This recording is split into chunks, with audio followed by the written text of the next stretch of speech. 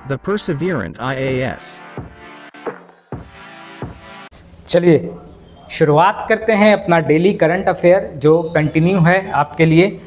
आपके आने वाले एग्ज़ाम के टॉपिक्स यहाँ से आपको देखने के लिए मिलते हैं। अभी जो है सबसे ज़्यादा ज़रूरी चीज़ ये है कि आप लगातार अब वेकेशन होली का ख़त्म हो चुका है, अब आप स्टार्ट कर दीजिए अपनी पढ़ाई को, क्योंकि आने वाला जो आपका मेन एग्ज़ाम है BPSC 70, ठीक है, BPSC 70 जिसकी तैयारी में आप लोग लगे हुए हैं। ये बहुत इंपॉर्टेंट क्रूशियल टाइम बच गया है अब आपके लिए। अब आप इधर आप पूरी तरह से फोकस हो जाइए। करंट अफेयर में जो भी टॉपिक कराया जा रहा है उसको स्टैटिक से लिंक करके आप अपना नोट्स बनाइए, और जहाँ तक है लिखने की आदत डालिए। जितना ज़्यादा लिखिएगा उतना ज़्यादा आपको आपके पास कंटेंट रहेगा फाइनल एग्ज़ाम में आपके लिखने के लिए, ठीक है। और करंट अफेयर का जो टॉपिक है वो सारा का सारा समराइज़ किया हुआ है, आपके एग्ज़ाम बेस्ड है, ठीक है। तो उसका नोट्स खुद से बनाने की कोशिश कीजिए और एक एक चीज़ को लिखिए और मेमोराइज़ कीजिए, याद रखने की कोशिश रखिए। ज़्यादा से ज़्यादा रिवीजन कीजिए, कम पढ़िए ज़्यादा रिवीजन कीजिए, तो आपका रिजल्ट ओरिएंटेड गोल रहेगा ये। तो अभी शुरुआत करते हैं अपना सेक्शन। देखिए द परसेवरेंट IAS क्या क्या करवा रहा है। BPSC 3.0 की तैयारी, 3.4.0 की तैयारी, BSSC का प्रैक्टिस सेट, BPSC का प्रैक्टिस सेट बहुत जल्द आने वाला है। और यहाँ का जो प्रैक्टिस सेट रहेगा BPSC 70 के लिए उसको ज़रूर लगाइए, ज़रूर उसको बनाने की कोशिश कीजिए। आंसर देखिए, मैच कराइए अपना आंसर, क्योंकि यहाँ क्वेश्चन जो बनाया जाएगा वो पूरा का पूरा बेस्ड होगा किस पे, BPSC सिविल सर्विस पे। NCERT बेस्ड टेस्ट होगा यहाँ, उसको आप ज़रूर दीजिए। PDF भी उसका मिलेगा आपको। और परसेवरेंट जूनियर जो है कंटिन्यू 6 से लेके 9 तक के 10 तक के लिए ये चल रहा है। यहाँ एडमिशन ऑन है, एडमिशन लेके आप अच्छी बेहतर तैयारी यहाँ से कर सकते हैं। अभी देखिए सबसे ज़्यादा जो चर्चा में चल रहा है वाइल्ड लाइफ कंजर्वेशन चल रहा है। वाइल्ड लाइफ कंजर्वेशन इनिशिएटिव जो है इंडियन गवर्नमेंट का और ग्लोबल लेवल पर जो चल रहा है, वाइल्ड लाइफ को बचाने की जो ऑब्जेक्टिव्स है उस पर अभी ध्यान दिया जा रहा है बहुत ज़्यादा, तो वो न्यूज़ में है। तो इसका हम देखेंगे कॉन्स्टिट्यूशनल प्रोविज़न क्या है, ठीक है। वाइल्ड लाइफ प्रोटेक्शन का इंडियन कॉन्स्टिट्यूशन में क्या जगह दिया गया है, कौन सा आर्टिकल है वो देख लेंगे, क्योंकि ये इंपॉर्टेंट टॉपिक है। अभी वाइल्ड लाइफ कंजर्वेशन जो है आपके बायोलॉजी से भी बनता है, इन्वायरमेंट से भी क्वेश्चन बनता है यहाँ से, तो आपको ये ज़रूर जानना है। वाइल्ड लाइफ कंजर्वेशन इनिशिएटिव्स को लेके जो भी प्रोविज़न आपके इंडिया में चल रहा है, जो भी ग्लोबली चल रहा है, उसको आपको ध्यान में रखना है। इंपॉर्टेंट ये है कि वाइल्ड लाइफ कंजर्वेशन को इंडिया में जगह कब दिया गया, 42nd अमेंडमेंट में, ये याद रखिएगा। वाइल्ड लाइफ से आपको 42nd अमेंडमेंट याद आना चाहिए, ठीक है। ये इंपॉर्टेंट चीज़ है, इसको आपको नोट करना है और याद रखना है। क्यों? क्योंकि यहाँ से क्वेश्चन देखा गया है एग्जाम में और आएगा भी आपके एग्जाम में। वाइल्ड लाइफ कंजर्वेशन से रिगार्डिंग 42nd अमेंडमेंट था जो कि 1976 में आया है, 1976 42nd अमेंडमेंट, ठीक है, कंजर्वेशन एक्ट। और forest protection of wild life animal and birds moved from state to concurrent list. इसको जो है स्टेट लिस्ट में था पहले, इसको फिर कंकरेंट लिस्ट में डाला गया। वो कब डाला गया तो वही आपको याद रखना है। वो जो है 1976 में 1976 में ये स्टेट लिस्ट में था। यानी वाइल्ड लाइफ पे जो नियम कानून बनता है, आप जान रहे हैं कि 7 सूची है, 7 शेड्यूल में 3 सूची है, यूनियन लिस्ट, स्टेट लिस्ट और कंकरेंट लिस्ट। तो उसमें जो ये सब्जेक्ट था आपका वाइल्ड लाइफ कंजर्वेशन इनिशिएटिव, ये पहले स्टेट का सब्जेक्ट था, इसको मूव ऑन किया गया किस में, इसको कंकरेंट लिस्ट में डाल दिया गया। अब जो है कंकरेंट लिस्ट में डालने के बाद सारा का सारा नियम कानून स्टेट और आपके सेंटर दोनों इस पे नियम कानून बना सकते हैं। तो एक क्वेश्चन आपसे ये भी बन सकता है कि वाइल्ड लाइफ कंजर्वेशन जो है वो स्टेट लिस्ट का इशू है कि स्टेट लिस्ट का सब्जेक्ट है कि आपको यूनियन लिस्ट का। तो याद रखिए कि ये स्टेट लिस्ट में नहीं है, ना कि यूनियन लिस्ट में, ये कंकरेंट लिस्ट में है। इस चीज़ को आप ध्यान में रखिएगा। तो ये चीज़ आपको याद रखना है कि ये 42nd अमेंडमेंट 1976 में 5 चीज़ें जो थी वो आपको कन्वर्जन हुआ था उनका, उनको स्टेट लिस्ट से कहाँ ट्रांसफ़र कर दिया गया था, उनको कंकरेंट लिस्ट में ट्रांसफ़र कर दिया गया था। पहली चीज़ हमने आपको बताया कि 7th शेड्यूल में क्या है, 7th 7th शेड्यूल में आपको 3 लिस्ट के बारे में बात की गई है। कौन कौन लिस्ट है? सबसे पहले यूनियन है, ठीक है, फिर स्टेट लिस्ट है, फिर आपका कंकरेंट लिस्ट है, ठीक है। कंकरेंट लिस्ट, इसमें जब बना था कॉन्स्टिट्यूशन तो इस टाइम जो है यूनियन में आपको 97 सब्जेक्ट थे, ठीक है, और यहाँ स्टेट में 66 सब्जेक्ट था, ठीक है, ओके। और बाद में कंकरेंट लिस्ट में कितने थे आपके? 47 सब्जेक्ट थे, ठीक है। तो 47 सब्जेक्ट पे आपको जब कॉन्स्टिट्यूशन बना था तो आपको ये कंकरेंट लिस्ट में 47 सब्जेक्ट था, और उसमें जो है स्टेट और यूनियन दोनों आपको बना सकते थे क्या? नियम कानून। और यहाँ स्टेट जो है 66 में बना सकते थे नियम कानून सब्जेक्ट पर, और यूनियन 97 सब्जेक्ट पर कानून बना सकते थे। बाद में वही जो यहाँ पे आपको दिखाया जा रहा है कि 1976 में क्या हुआ, एक अमेंडमेंट हुआ, और जिसमें कुछ सब्जेक्ट को, कुछ स्टेट सब्जेक्ट को ट्रांसफ़र कर दिया गया, कहाँ? कंकरेंट लिस्ट में। वही ये फिर अभी जो आप देखिएगा तो अभी सिनेरियो क्या है कि यूनियन लिस्ट में आपको 100 सब्जेक्ट मिलेगा, ये आपको हम ये करंट का बता रहे हैं स्टेटस, और स्टेट में आपको 61 मिलेगा क्योंकि 5 इसका ट्रांसफ़र हो गया कहाँ? कंकरेंट में। और इसके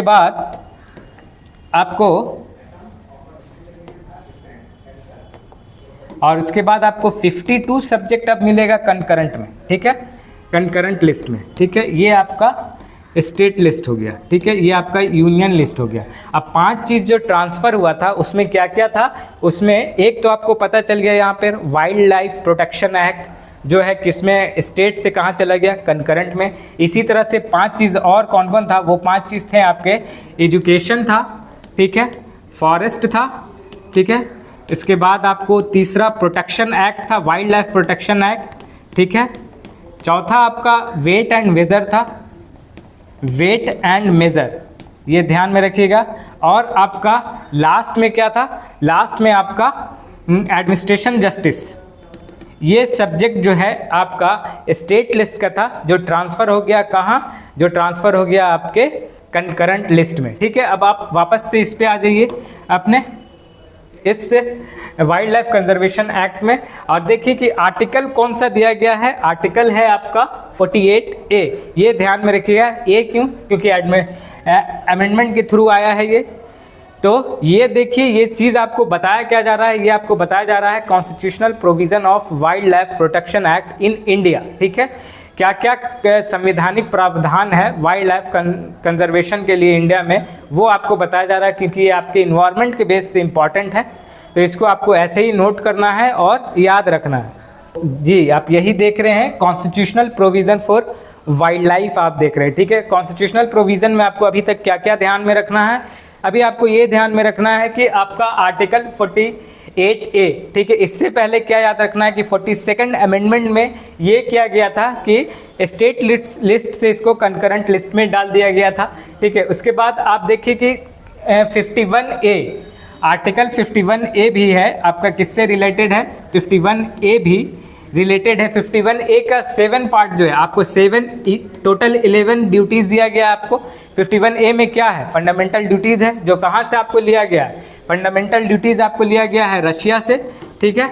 और इसमें 11 ड्यूटी आपको दिया गया। इसमें जो 7वां ड्यूटी है वो क्या है? 7वां ड्यूटी देखिए यहाँ मेंशन है, fundamental duty to protect and improve natural environment including forest and wild life, ठीक है। तो ये आपका फंडामेंटल ड्यूटी भी है, ठीक है, कॉन्स्टिट्यूशनल प्रोविजन के तहत आपको ये पता चल रहा है, ठीक है। तो अब आपको याद ये रखना है 42nd अमेंडमेंट याद रखना है आपको, उसके बाद आर्टिकल 48A याद रखना है, उसके बाद आपको 51A में आर्टिकल 7, ठीक है, सब क्लॉज 7 याद रखना है, ठीक है, कि 11 ड्यूटी में से 7वीं ड्यूटी आपको क्या है कि वाइल्ड लाइफ को प्रोटेक्ट करना भी आपकी एक फंडामेंटल ड्यूटी है, ठीक है। अब देख लीजिए कि लीगल फ्रेमवर्क इस एक्ट के तहत क्या हुआ था कि वाइल्ड लाइफ प्रोटेक्शन एक्ट 1972, ठीक है, ये एक ग्लोबल एक्ट है, इसको याद रखिएगा इंडिया के कॉन्टेक्स्ट में कि वाइल्ड लाइफ के प्रोटेक्शन के लिए एक्ट सबसे पहले कब आया था? तो 1972 में। इसी के बाद जो है नेशनल टाइगर प्रोटेक्शन एक्ट आया आपको 1973 में, एलिफेंट आया 1993 में, ये, और इसके बाद अभी रिसेंट में जो चल रहा है आपका चीता प्रोजेक्ट, ठीक है। तो ये सब जो है wild life conservation protection initiative का एक पार्ट है, ये याद रखना आपको। फिर आपको ये एक इम्पॉर्टेंट याद रखना है क्या, बायोलॉजिकल डाइवर्सिटी एक्ट कब आया, ये आया आपको 2002 में। इन एक्ट के बारे में डायरेक्टली क्वेश्चन आपके एग्जाम में होता है, इसलिए आपको ये ध्यान में रखना है। मेजर कंजर्वेशन इनिशिएटिव्स देखिए अब इंडिया के थ्रू क्या क्या इनिशिएटिव चल रहा है वाइल्ड लाइफ प्रोटेक्शन के लिए। Integrated development of wild life habitat, ठीक है, IDWH एक प्रोग्राम चल रहा है, ठीक है। Financial assistance provide to state और यूटी, इसके तहत क्या है, फाइनेंशियल असिस्टेंस दिया जा रहा है किसको, स्टेट को भी, राज्यों को भी और केंद्र शासित प्रदेशों को भी। Government for protection and conservation of wild, government के थ्रू दिया जा रहा है। सेंट्रली स्पॉन्सर्ड स्कीम है, दो तरह का स्कीम होता है आपको पता है, सेंट्रल स्पॉन्सर्ड और एक सेंट्रल सेक्टर। तो ये सेंट्रल स्पॉन्सर्ड स्कीम है, जो कि आपको पता है कि सेंट्रल स्पॉन्सर्ड स्कीम में क्या होता है। सेंट्रली स्पॉन्सर्ड स्कीम के बारे में आपको पता है कि ये इम्प्लीमेंट किया जाता है स्टेट गवर्नमेंट के थ्रू, लेकिन फंड जो होता है पूरा का पूरा किसके थ्रू होता है, सेंट्रल गवर्नमेंट के थ्रू होता है, इसीलिए इसको सेंट्रली स्पॉन्सर्ड स्कीम कहते हैं। यही स्कीम है आपका कौन सा, IDWH, ये जो स्कीम है आपका ये याद रखिएगा, IDWH ये भी सेंट्रली स्पॉन्सर्ड स्कीम है, integrated development of wild life habitat, ठीक है। और अगर पूछा जाए कि सेंट्रली स्पॉन्सर्ड स्कीम का नाम और क्या है, तो प्रधानमंत्री आवास योजना, उसके बाद प्रधानमंत्री रोजगार गारंटी योजना यानी मनरेगा, ठीक है, नमामि गंगे, ये सब जो है सेंट्रली स्पॉन्सर्ड स्कीम का ही पार्ट है, हिस्सा है, ठीक है। इसी तरह से वाइल्ड लाइफ कंजर्वेशन एक्ट के लिए भी एक सेंट्रली स्पॉन्सर्ड स्कीम चल रहा है, कौन सा, IDWH, ठीक है। इसके तहत क्या हो रहा है कि स्टेट गवर्नमेंट को भी पैसा दिया जा रहा है कंजर्वेशन के लिए और यूटी को भी दिया जा रहा है, यूनियन टेरिटरीज को भी दिया जा रहा है। Centrally sponsored scheme national wildlife action plan 2017 से 2031, ये डेडलाइन याद रखिएगा। Guidelining for ecotourism in protected area, human wildlife conflict mitigation, ये सारा जो है आपको मेजर कंजर्वेशन इनिशिएटिव है, किसके द्वारा, सेंट्रल गवर्नमेंट के थ्रू, इसलिए आपको वाइल्ड लाइफ कंजर्वेशन इनिशिएटिव के लिए, ठीक है। और याद रखिएगा कि इसके अलावा भी बहुत सारे स्कीम चल रहे हैं, जैसे कि wild life crime control bureau WCCB, ये किस लिए है कि अगर आप ऐसे इंडेंजर्ड एनिमल्स का ट्रेड करते हैं, व्यापार करते हैं या उसको पकड़ते हैं, तो उसके लिए एक अलग से बॉडी बनी हुई है जो कार्रवाई कर सकती है आपके ऊपर। कौन है वो, wild life crime control bureau WCCB।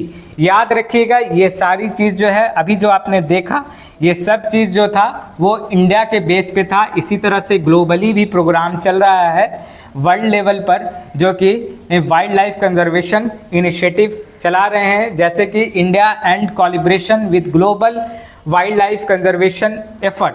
Wild life conservation की जब बात हो तो दो बॉडी का नाम आपको ज़रूर याद रखना है, एक साइट्स, ठीक है, ये एक इम्पॉर्टेंट बॉडी है जो कि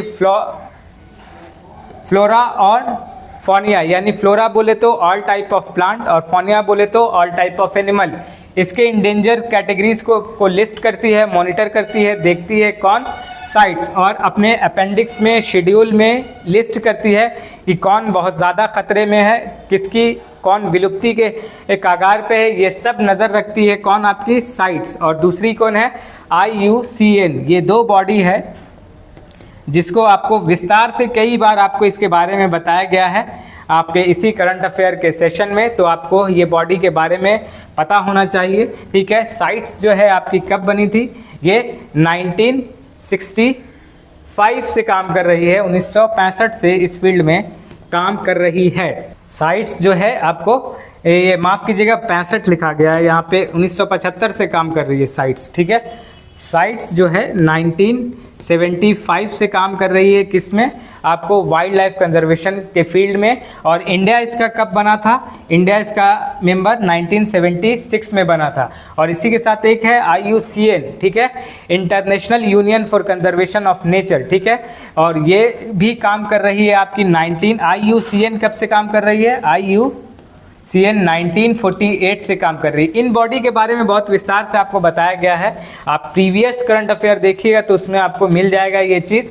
बहुत डिटेल में बताया है। अब आगे डिटेल में ना जाते हुए ये देखेंगे कि इंडिया में कौन कौन सा चल रहा है प्रोग्राम वाइल्ड लाइफ कंजर्वेशन के लिए। तो protection and conservation of greater adjutant in Gangetic river track, dolphin के फील्ड में काम कर रहा है, गंगेटिक डॉल्फिन के फील्ड में काम किया जा रहा है, ठीक है। Conservation of breeding centre for wildlife water buffalo में काम किया जा रहा है साल 2020 से, और recovery programme for snow leopard 2009 से। ये सारा डेटलाइन आपको याद रखना है।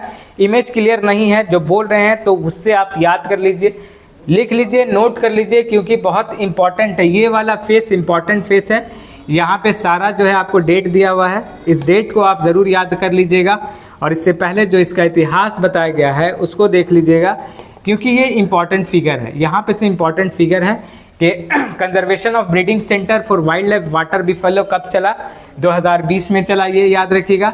Recovery programme for snow leopard कब चला, 2009 में, लद्दाख रीजन से है ये रिलेटेड, याद रखिए। रिकवरी प्रोग्राम फॉर वल्चर्स कब चला, 2006 में। ये यूपीएससी और बीपीएससी का फेवरेट टॉपिक है, यहाँ से क्वेश्चन बनता है। प्रोजेक्ट एलिफेंट 1992 में, ठीक है, 1992 में प्रोजेक्ट एलिफेंट चला है, याद रखिएगा। प्रोजेक्ट टाइगर कब, आपको 1973 में, ये याद रखिएगा। यहाँ से ये सारी चीज़ जो बताई गई आपको वाइल्ड लाइफ कंजर्वेशन इनिशिएटिव के रिगार्डिंग, ये सब इम्पॉर्टेंट था आपके एग्जाम पॉइंट ऑफ व्यू से, तो इसको आप याद कर लीजिए, राइट डाउन कर लीजिए। आगे बढ़ते हैं और देखते हैं नेक्स्ट क्या है न्यूज़ में। अभी डिटेल हो गया इसका बहुत ज़्यादा, ये डिटेलिंग इसलिए हुई क्योंकि ये एग्ज़ाम का इम्पॉर्टेंट टॉपिक है। अब देखिए नेक्स्ट है कि हेल्थ इफेक्ट ऑफ कोविड-19 रिलेटेड इम्यूनाइजेशन डिसरप्शन, ठीक है। हेल्थ इफेक्ट एक रिपोर्ट आया है, किसका, द हेल्थ पे एक रिपोर्ट आई है, किसकी, the Lancet global health title, estimating health effect of कोविड-19, ठीक है। हेल्थ का इफेक्ट पड़ा है आफ्टर कोविड, हेल्थ पे क्या इफेक्ट पड़ा है इस रिपोर्ट के अनुसार बताया जा रहा है कि आफ्टर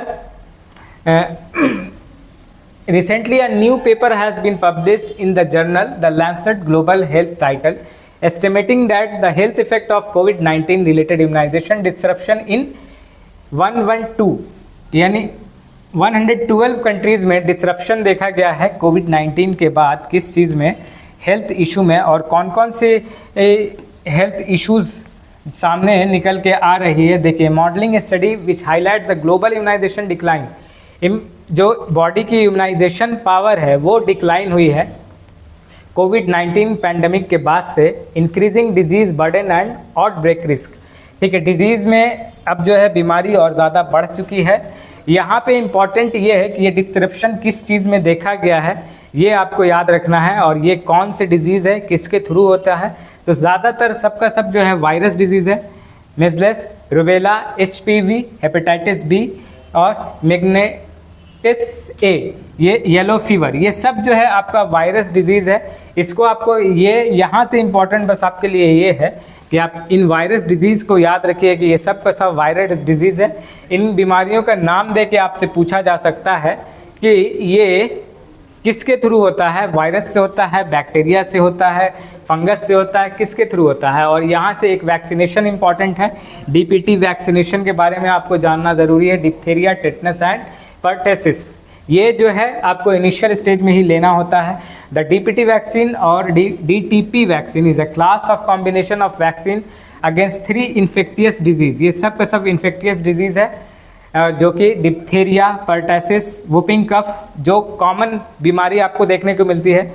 ज़रा सा मौसम चेंज हुआ तो आपको जो अटैक करता है वो यही DPT वायरस ही है जो आपको अटैक करता है, ठीक है। तो इसके बारे में ये भी जो है बहुत ज़्यादा इफ़ेक्टेड हुआ है। आप देखिए कि 6 मिलियन चिल्ड्रन जो मिसिंग है, इस तरह के वैक्सीनेशन को लेना जो ज़रूरी था वो नहीं मिल पा रहा है इनको आफ्टर कोविड-19 21, ठीक है। ग्लोबली मिसिंग है 6 मिलियन पीपल, और इसके वजह से जो है इस तरह की बीमारी जो पीछे आप देख रहे हैं ये बढ़ रही है। मिजल्स, रूबेला, HPV, ये वैक्सीनेशन ना लेने की वजह से क्या हो रहा है, कोविड-19 के थ्रू क्या हुआ, वैक्सीनेशन में गैप हुआ, इन सारे वैक्सीनेशन में गैप हुआ, तो अभी मिसिंग कितना है, अभी आप देखिए कि मिसिंग है 6 मिलियन चिल्ड्रन ग्लोबली वैक्सीनेशन से मिसिंग है, जिसकी वजह से ये बढ़ती हुई वायरस डिजीज़ दिख रहा है। डीपीटी आपके न्यूज़ में है तो इसको आपको ज़रूर याद रखना है। डीपीटी किस लिए स्टैंड करता है, कभी कभी डायरेक्ट क्वेश्चन पूछा जा सकता है, पूछा गया भी है कि डीपीटी किसके लिए स्टैंड करता है।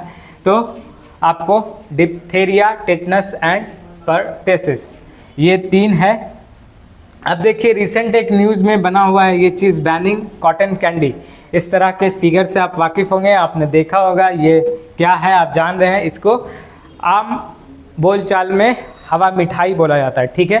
तो ये बैन हो गया है। सबसे पहले याद रखिएगा हिमाचल प्रदेश में ये बैन किया गया है। इसके बाद कर्नाटक, गोवा और भी साउथ के कुछ स्टेट में इसको बैन किया गया है। क्यों बैन किया गया है? क्योंकि ये ऐसा बन रहा है कॉज ऑफ कैंसर, क्योंकि इसमें जो कलर कंटेंट मिलाया जा रहा है वो जो है आपका हानिकारक है। वो FSSAI जो कि आगे आप देखेंगे इसके अकॉर्डिंग जो है सही नहीं है, ऐसा कहा जा रहा है। अब देखिए कि recently Himachal Pradesh has instituted a 1 year ban on the production and sale, बनाना भी और बेचना भी कॉटन कैंडी, जिसको क्या बोलते हैं, हवा मिठाई, ठीक है। रूरल एरिया में और अर्बन एरिया में लोकल बोलचाल में इसको हवा मिठाई के नाम से ही जाना जाता है। किसी भी मेले में आप चले जाइए, किसी भी आप कल्चरल फेस्टिवल में आप चले जाइए, आपको बाहर में ये बिकता हुआ दिखेगा। और इसी पे अभी जो है बैन लगाया गया है, कहाँ, हिमाचल प्रदेश में। और भी बहुत सारे स्टेट हैं जैसे कि कर्नाटक, तमिलनाडु एंड गोवा, इन सारे स्टेट में इस पर बैन किया गया है। क्योंकि जो हजार्डस कंटेंट इसमें मिलाया जा रहा है वो किसका वाहक बन रहा है, कैंसर तक का, सीरियस डिजीज़ का जो है वो वाहक बन रहा है, ठीक है। ये याद रखिएगा, आपके लिए इम्पॉर्टेंट क्या है याद रखना, इम्पॉर्टेंट है ये रोडामाइन बी। रोडामाइन कंटेंट जो मिल रहा है, ये जो आप देख रहे हैं फिगर में, यही है रोडामाइन बी। तो आपसे पूछा जा सकता है क्वेश्चन एग्जाम में कि हाल ही में बैन किया हुआ कॉटन कैंडी में कौन सा कंटेंट मिला है, रोडामाइन बी। याद रखिएगा कलर कंटेंट है ये, ठीक है। इस तरह के कलर बनाने की विधि को फसाई ने क्या किया है, बैन किया है। किसने? जो आपके food safety standard authority of India है, ठीक है, जो 5 सितंबर 2008 में बनी थी। किसके एक्ट, कौन से एक्ट के through? Food safety standard authority of India act 2006 के तहत बनी थी ये। आपको फसाई 5 सितंबर 2008 से काम करना शुरू की।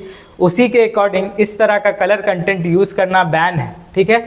और जो आपका कॉटन कैंडी है उसमें यही यूज़ होता है, इसलिए इसको बैन कर दिया गया है हिमाचल, कर्नाटक और तमिलनाडु और गोवा जैसे शहर में, ठीक है। Similar restriction on harmful colouring agent. Colouring agent क्या है? रोडामाइन बी है। तो आपको याद रखना है। और ऐसा नहीं है कि ये सिर्फ आपके इसी में मिलता है, सिर्फ इसी में मिलता है, ऐसा नहीं है। और भी बहुत सारी चीज़ें हैं बाज़ार में मिलने वाली, जिसको आगे आपको बताया जाएगा। जैसे consumption of snacks containing these artificial colours may pose long term health risk including cancer. बोला जा रहा है कि इस तरह के कलर कंटेंट का अगर इस्तेमाल आप लंबे समय तक अपने खाने में, अपने भोजन में करते हैं तो आपको बड़ी बीमारी हो सकती है और आप ऐसे डिजीज़ से ग्रसित हो सकते हैं जिसका इलाज संभव नहीं है, ठीक है। देखिए व्हाट इज़ कॉटन कैंडी, तो आप समझ गए कॉटन कैंडी क्या है, जो आपके बाहर में मिलता है। इस कॉटन कैंडी को क्या बोलते हैं, और कैंडी फ्लॉस भी बोलते हैं, और सबसे कॉमन नाम हवा मिठाई, उसको याद रखिएगा।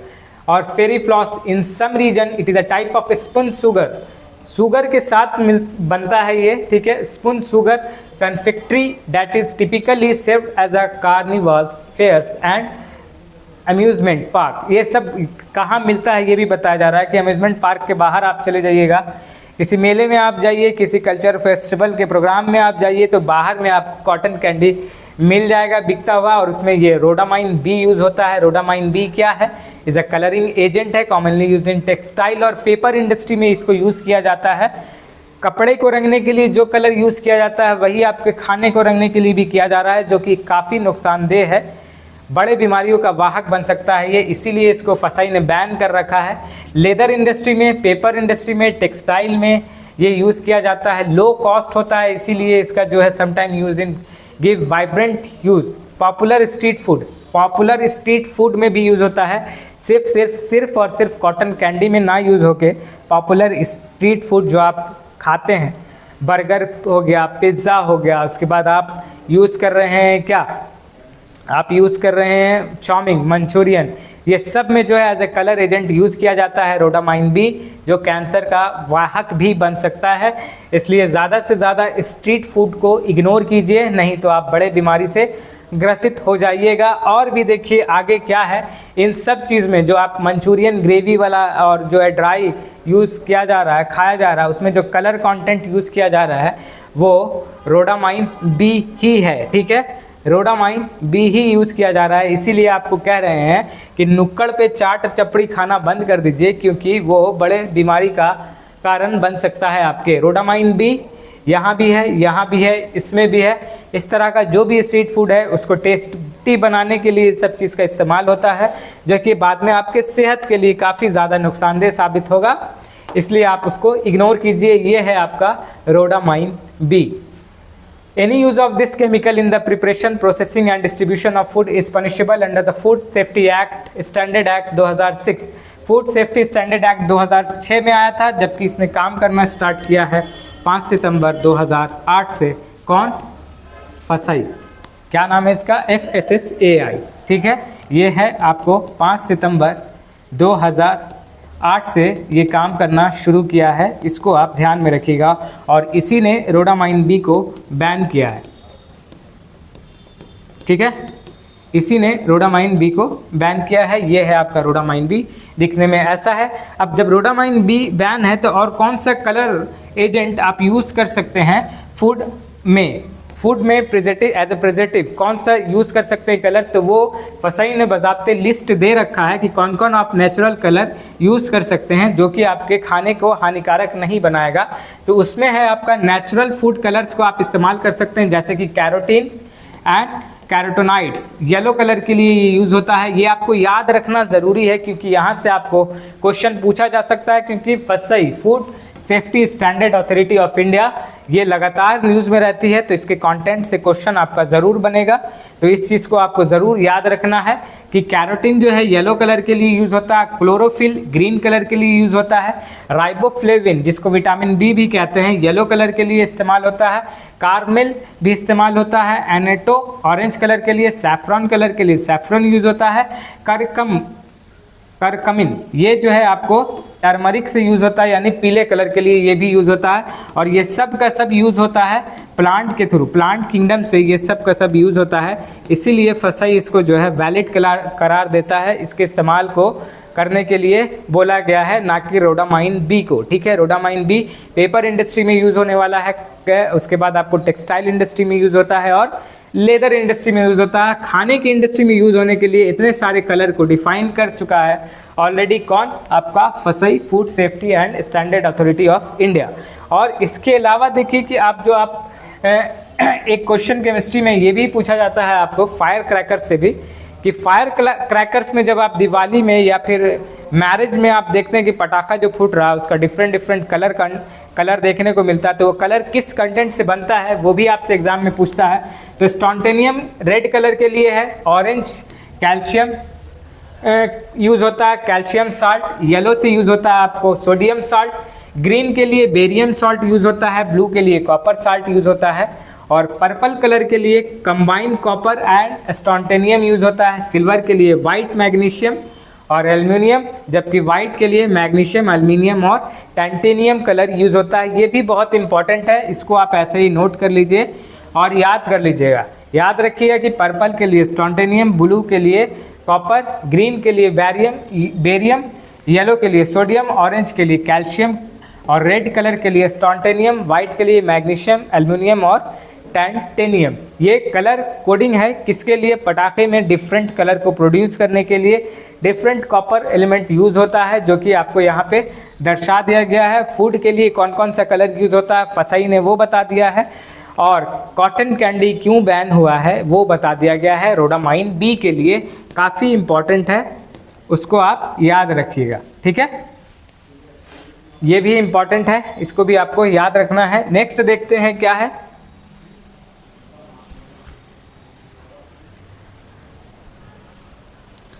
चलिए नेक्स्ट देख लीजिए। नेक्स्ट है आपका एक ये programme integrated river basin management, ठीक है, IRBM।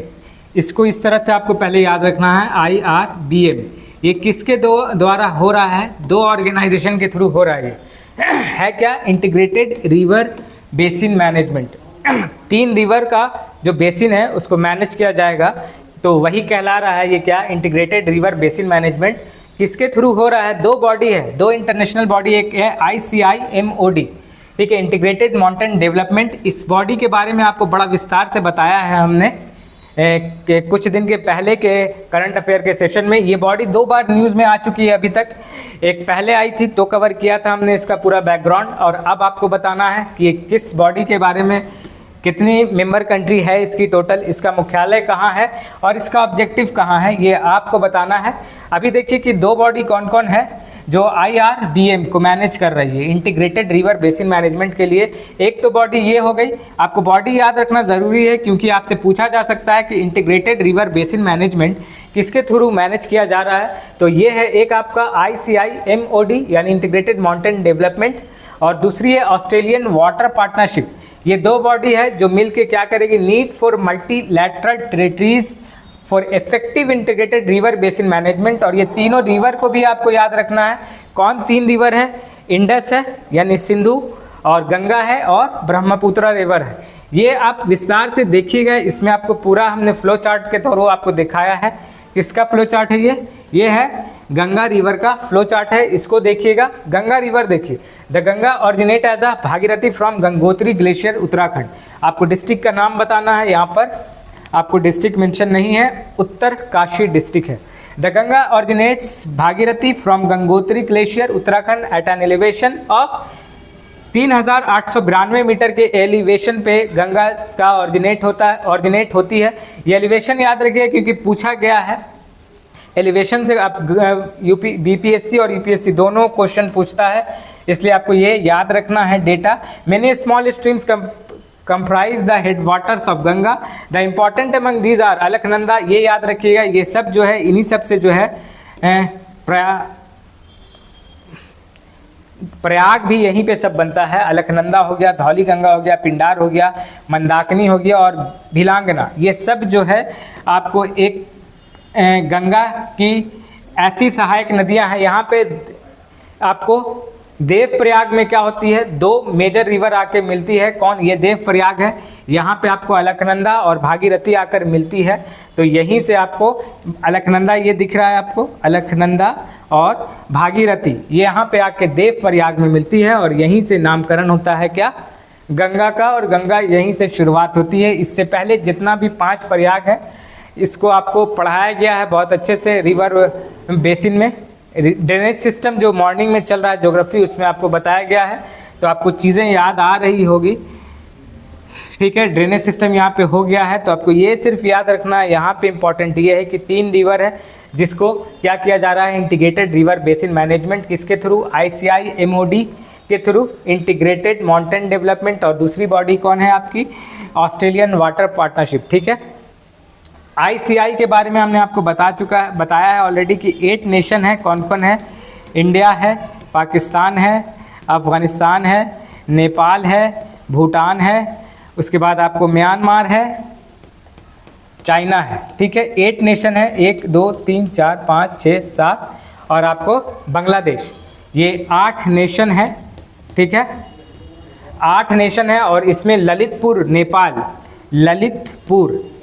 नेपाल में जो है इसका क्या है, हेडक्वार्टर है ICIMOD का। इसका मेन ऑब्जेक्टिव क्या है, माउंटेन पर नज़र रखना, माउंटेन की जो ज्योग्राफिकल कंडीशन है उसको देखना, रख रखाव। ये 8 नेशन मिलकर जो है आपको करती है, और यही अभी पार्ट ले रही है किसमें, इन तीनों रिवर के इंटीग्रेटेड रिवर बेसिन मैनेजमेंट में, ठीक है। आपको बताया गंगा कहाँ से शुरुआत हो रही है, गंगा आपको देव प्रयाग में अलकनंदा और भागीरथी के मेल से, ठीक है। Devprayag where Alaknanda joins Bhagirathi. The river सेक्वाइस नेम गंगा, यहीं से आपको गंगा मिलती है, और इसके बाद इसका टोटल किलोमीटर आपको पता है, ठीक है, कितना है, 5525 kilometre before into the bay of Bengal. दूसरी रिवर है इंडस रिवर बेसिन। आप जान रहे हैं इंडस रिवर बेसिन में यहाँ आपको ट्रिब्यूटरी दिख रही होगी, ब्यास, चेनाब, झेलम और इंडस। इनकी 5 ट्रिब्यूटरी है। कौन कौन है आपको, रावी, सतलज, व्यास, चेनाब और झेलम, ये आपको यहाँ पर दिखाया कि जा चुका है, इसका ड्रेनेज सिस्टम किस तरह से फ्लो कर रही है। तीनों लगभग एक ही जगह से निकलती है, सिर्फ गंगा को छोड़ दिया जाए तो ब्रह्मपुत्रा जो है यहीं से निकलती है, सतलज भी यहीं से निकलती है और इंडस भी यहीं पे का रीज़न है, यहीं से निकलती है। किसी दिन आपको जब इसका एक्सप्लेनेशन दिया जाएगा विस्तार से तो उस दिन बताया जाएगा। अभी देखिए कि इंडस रिवर बेसिन कहाँ से, चू लॉइन river, major river in South Asia, originates in Tibet near Mansarovar lake. यहाँ से मानसरोवर लेक से ब्रह्मपुत्रा निकलती है, ठीक है। ट्रांस हिमालय का रीजन है, ये मानसरोवर लेक के पास से ही आपको ब्रह्मपुत्रा निकलती है और यहीं से आपको इंडस रिवर भी निकलती है। Indus water treaty is a treaty between India and Pakistan. किसके बीच हुआ था इंडस वाटर ट्रेटी, ये भी आपको मालूम होना चाहिए, 1960 में इंडिया और पाकिस्तान के बीच में। और साइनिंग अथॉरिटी इनमें कौन थी, वर्ल्ड बैंक जो था, इससे को करवाने वाला ब्रोक्ड बाय वर्ल्ड बैंक। ये पूछता है क्वेश्चन किसके थ्रू साइनिंग अथॉरिटी कौन थी इसमें, तो ये थी आपकी वर्ल्ड बैंक, ठीक है। अब देखिए लास्ट है आपका Brahmaputra. It originate under the name of Siang और दिहांग फॉर चेमियांग ग्लेशियर। कैलाश रेंज से निकलती है आपकी, तो तीनों का रेंज आपको पता हो गया। मानसरोवर लेक एक का है आपको कैलाश रेंज और एक है आपको भागीरथी, यानी गंगा कहाँ से निकलती है आपको, ग्लेशियर का नाम याद रखना है आपको, देव प्रयाग से तो बनती है गंगा। गंगा भागीरथी फ्रॉम गंगोत्री ग्लेशियर, भूल गए थे, ठीक है। तो ब्रह्मपुत्रा हो गया। और मेजर ट्रिब्यूटरीज इंक्लूड ये ब्रह्मपुत्रा की ट्रिब्यूटरी याद रखिएगा आप, कौन कौन है, Subansiri, Kameng, Manas and Dhansiri rivers in India. India के कॉन्टेक्स्ट में सुबनसिरी है, कामेंग है, मानस है, धनसिरी है। और यही आपको बांग्लादेश में तिस्ता रिवर इसकी आपकी ट्रिब्यूटरी है। तो ये था आपका आज का इम्पॉर्टेंट करंट अफेयर, जो भी यहाँ से बताया गया आपको आपके लिए एग्ज़ाम पॉइंट ऑफ व्यू से बहुत इंपॉर्टेंट है। उसको नोट कीजिए और ज़्यादा से ज़्यादा याद रखने की कोशिश कीजिए, क्योंकि रिवीजन का टाइम आपको नहीं मिल पाता है। रिवीजन बेस्ट स्ट्रैटेजी है किसी भी एग्ज़ाम को क्वालिफाई करने के लिए। रिवीजन जितना अच्छा रहेगा उतना ज़्यादा क्वेश्चन को आप अटेम्प्ट करेंगे। लगातार करंट अफेयर देखते रहिए। वीडियो अच्छा लगा तो इसको शेयर भी कीजिए और पढ़ते रहिए, ठीक है। Thank you.